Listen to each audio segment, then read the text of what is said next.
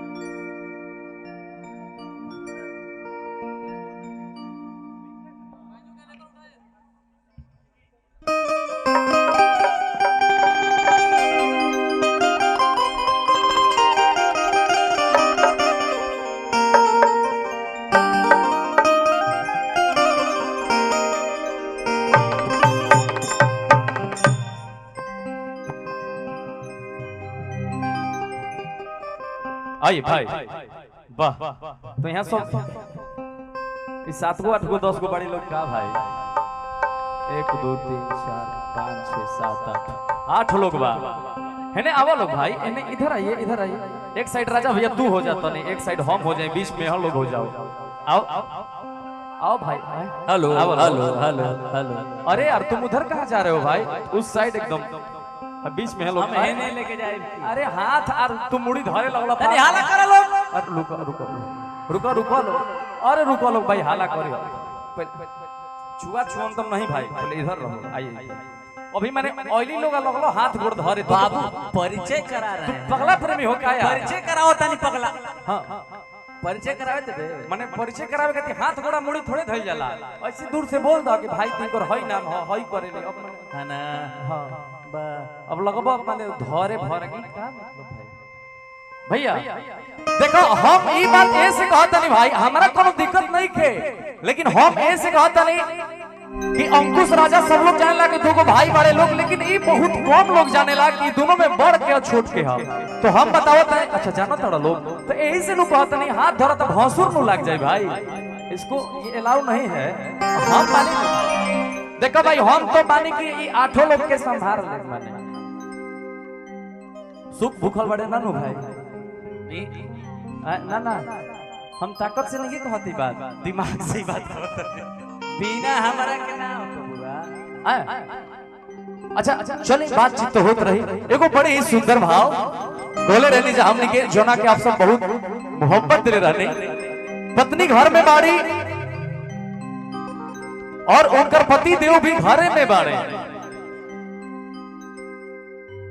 पत्नी कहा ताड़ी कि ए राजा तू ऐसे घर में रह तो हमने के खर्चा कैसे चले?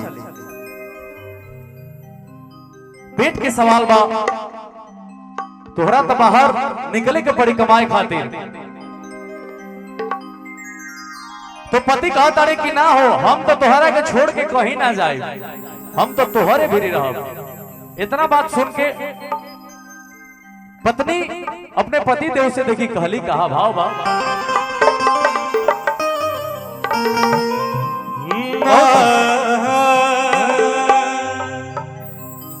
देखी पत्नी कहा ताड़ी हर की रोजी रोटी चली कैसे अरे रहब जे घर में राजा जी कमाए जती कबनो शहर में। और कहली का अरे बात मानी चली जाइए पिया अरे कर काला काता बनो करिया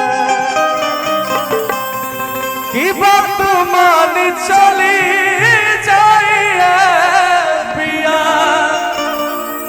अरे कर काला काता बनो करिया। एक और माइक है क्या? कहाँ बड़े विकास भैया, एक और माइक है क्या? माइक दिलाइए ना, हम चाहते हैं शिल्पी जी आप भी आइए, क्योंकि ये शिल्पी जी का ही लाइन गाया हुआ है और इतने सुरीली गायिका आप सभी के बीच उपस्थित हैं, तो हम चाहते हैं कि आप लाइन यहाँ के खुद गाएं। आइए और स्किल अपने हिसाब से देख लीजिए।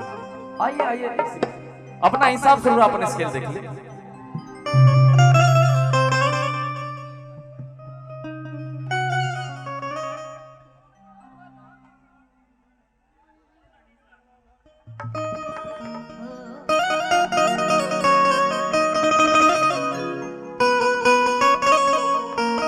काहे कि आप सब के जो कान के सुने के मिलल बा हमनी साथे शिल्पी जी ही गोले बानी, तो हम चाहता नहीं यहाँ के खुद उपस्थित बानी तो आपन लाए खुद गाएं। इतना गाने का होता नहीं कि गाना कहाँ से याद है, हमारा भी नहीं, हमके भी ना याद रहा। काफी इतना गाना कि आज एगो हिट होता, काल एगो और गाना हिट होता, परसों एगो और। तो ये तो अच्छी बात है ना कि आपको लोग इतना प्यार और मोहब्बत दे रहे हैं। हमनी के जितना गाना होई काफी 2020 से हम लगभग साथ ही बानी और 2020 से ही जब हमनी के जोड़ी दो जोड़ी लोग के दो जोड़ी, लेकिन हमनी के 3 जोड़ी बा। हाँ बिल्कुल। और काफी हर गाना के रिस्पांस अच्छा मिलेला और ई रोपनी वाला एगो गाना पहले गाना रहे, ये के गाना गावल हां भैया। अरे की हमके दुल्हन बना लो ना बड़ी अच्छा गीत गोले बाड़ी और आप सब हर एक गीत के बहुत ही प्यार आशीर्वाद दे बाड़ी, लेकिन ये खाली हम अकेले नाम ले लिया भैया आप सबके, अरे आपके वजह से हाँ सबके। और काफी अच्छा और बहुत कुछ सीखने के मिलेला अंकुश भैया से। अरे नहीं ये आपका बड़प्पन है। खुश नसीब समझने की अब कम से कम हम अंकुश भैया के साथ में गाना गा रहे हैं, राजा भैया के साथ में, ये आपका और बड़प्पन। आप लोग गवाए, मुझे बहुत अच्छा लगा और काफी कोशिश करें कि गावे के। नहीं वाकई आप काफी अच्छा गावे नहीं, और जो लोग अच्छा गावेला ओकरा के कहे के चाहिए, और इनमें कोनो शक नहीं के, कोनो दुमत नहीं के कि आप एक बहुत ही अच्छी और सुरीली गायिका है। आइए हो आज रोज रोटी चली कैसे रहब जे घरवा, कि रोज रोटी चली कैसे रहब जे घर में, कि राजा जी कमाए जाई कवनो शहर में, कि बात मानिए बात मानी चले जाइए पिया, कि कहरे काला कातवा नौकरिया, बात मानिए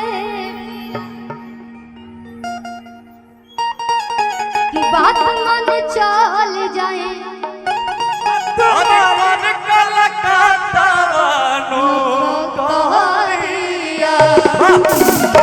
इतना बात सुन के आप सबके भाई कहला कि हमके फसाली बंगलिया हो, कि हमके फसाली बंगलिया हो, अजाइब ना पुरो बोरिया हमके फसाले बोकलनिया अजाइब ना पुरो बोरिया रोटी रोटी चली कैसे रहब के खाना राजा दिन कमाए जैती कवनो सहारे रोटी चली कैसे रहब के खाना राजा दिन कमाए कवनो सहारे बात मान चले जाइए पिया कहबे काला काला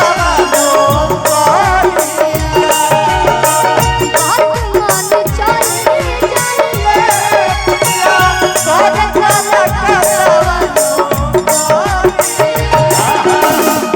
हमके फसाले बोकलनिया हमके फसाले बोकलनिया जाइब ना पुरो बोरिया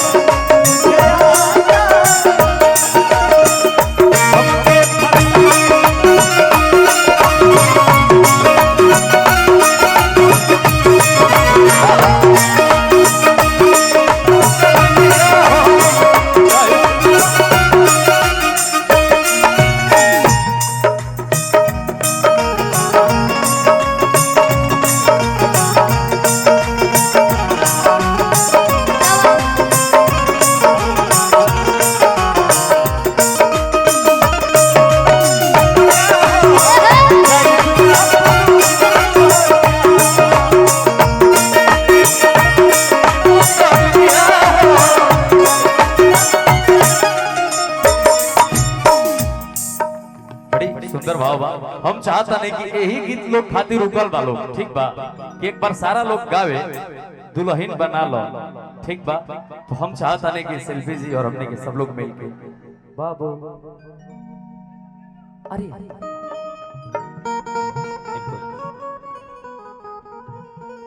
लीजिए लीजिए लीजिए ये मोहब्बत है इनका। आइए भैया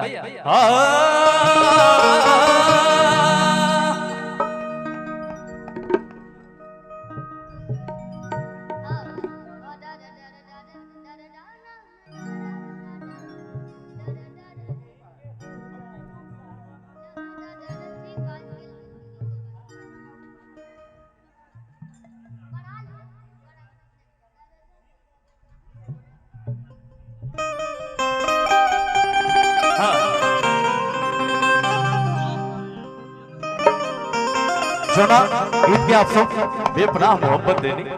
वाह वाह भैया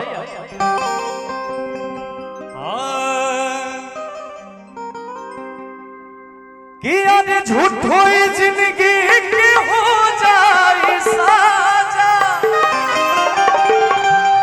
अमिल न कबो कुआर वाला माजा। और देखिए लड़का कहला हद ऐसन बारात नहीं मिल पाई। ऐसन ना अरे कि ऐसन बारात नहीं मिल पाई कि हमके दुल्हन बना लो ना तो दोसर लेके जाए। कितना लोग सुन ले बा दोनों हाथ ऊपर करी तो होई जवानिया के मजा कोनो दोसर उठाई। अच्छा एक मिनट, वाह सेल्फी जी बड़ी अच्छा माहौल बनल बा। हम एक बार चाहता नहीं आप सबसे बहुत ही यादगार पल रही जेकरा पास मोबाइल बाटे सब लोग अपन अपन मोबाइल के ऊपर फ्लैश तनी जला ले। रिकॉर्डिंग करो लोग फ्लैश मार के ना तनी एक बार अपन अपन मोबाइल के तनी सभी लोग फ्लैश जला लो। सबके पास मोबाइल बा और जेकरा पास टॉर्च तो हर लोग के पास बा, टॉर्च जला लो, फ्लैश जला लो लोग। और पूरे सदन से पूरे मैदान से जितने लोग के पास मोबाइल है, हम चाहते हैं कि देखा हमारे भैया लोग एक कैमरा में कैद हो रहा बा, एगो अद्भुत नजारा लागे और सब लोग अपने मोबाइल के ऐसे ऐसे हिलाई हवा में, बड़ी सुंदर माहौल बनल बा। एक एक बार सब लोग अपने मोबाइल के फ्लैश जला ली, टॉर्च जला ली, ताकि एक लागे कि हमने के जन्नत में प्रोग्राम कर रहा बानी जा भैया। अरे ऐसा मदद नहीं मिल पाई, अरे ऐसा मदद नहीं मिल पाई। आयो कि हम के तो नहीं बना ला ना तो दोसर ले जाए, हम के तो नहीं बना ला ना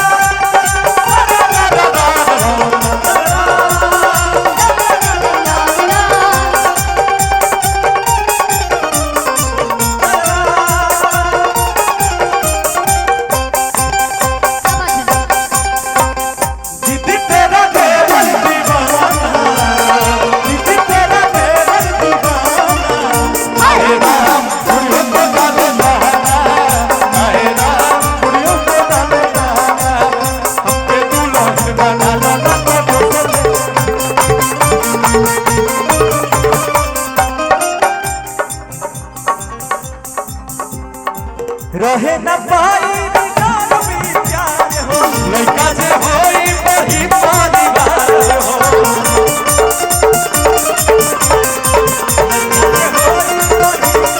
रहे न पाई प्यार हो, लड़का जे होई वही परिवार हो।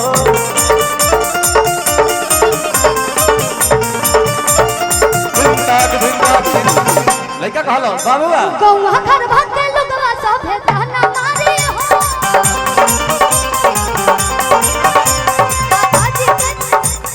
पापा जी के हेड हम ही गाने भारी हो।